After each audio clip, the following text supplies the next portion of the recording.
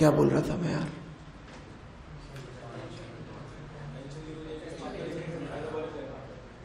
यदि tension zero नहीं हुई तो सर्कल पे रहेगा और वेलोसिटी तो जीरो होगी नहीं, तो सी को पक्का क्रॉस कर जाएगा। लेकिन यदि टेंशन जीरो हो गई तो फिर एनर्जी कंजर्वेशन करने से कोई फायदा नहीं है, क्योंकि हाईएस्ट पॉइंट पे जो वेलोसिटी होगी वो जीरो नहीं नॉन जीरो होगी, और कितनी होगी वो थीटा पे डिपेंड करेगा कि टेंशन कहां जीरो हुई।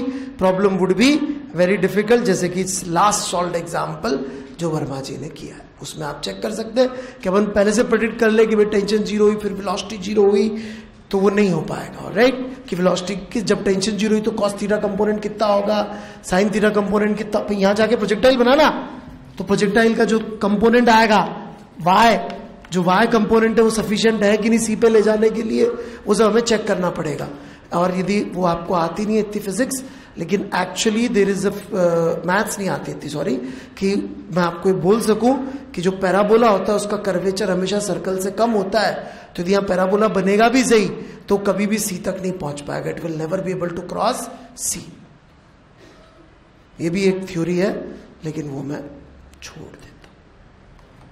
आप बोले कि नहीं सर, हो सकता कोई ऐसी वेलोसिटी हो कि टेंशन जीरो हो जाए और पैराबोला बन के वाई कंपोनेंट की वजह से सी तक पहुंच जाए, लेकिन वो पॉसिबल नहीं है, क्योंकि सर्कल और पैराबोला जब एक दूसरे को इंटरसेक्ट करते हैं तो कुछ कुछ ऐसे लफड़े होते हैं कि वो नहीं पहुंच सकता, वो मैथमेटिकली प्रूव करना पड़ेगा, लंबी स्टोरी हम नहीं करें।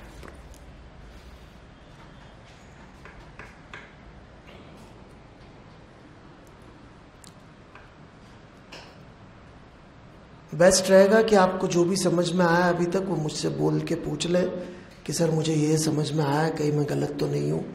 जिनको भी जेईई में सिलेक्शन की बहुत चिंता है, जिनके सपने बड़े हैं जिंदगी में, हाँ भाई, एनीवन? आप बताना चाहते हैं आपको क्या समझ में आया या कुछ पूछना चाहते हैं?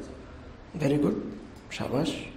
सर ए से बी में बी समवेयर जीरो हो जाएगा, बी जीरो हो जाएगा in between A to B, लेकिन टेंशन जीरो नहीं होगी। नहीं, मैंने नहीं कहा होगा, मैंने ये कहा कि जब v जीरो होगा तब t पक्का जीरो नहीं हुआ होगा। ऐसा नहीं है कि दोनों जीरो होना जरूरी है, दोनों में से कोई, लेकिन यदि v जीरो होगा तो उस समय t पक्का नॉन जीरो होगा, क्योंकि t v से बड़ा है। मैंने नहीं कहा कि t जीरो होगा तो v जीरो नहीं, मतलब v जीरो होगा ही सही, लेकिन यदि v जीरो हुआ तो t जीरो नहीं होगा, मैंने ये कहा। दोनों बातों में बहुत अंतर है। If v become zero, if it is not, the t will definitely be non zero. क्यों? क्योंकि वो है 2 into theta, 2 into cos theta यदि जीरो हुआ है वाली टर्म, वो छोटी टर्म है, और ये 3 इंटू पॉजिटिव है।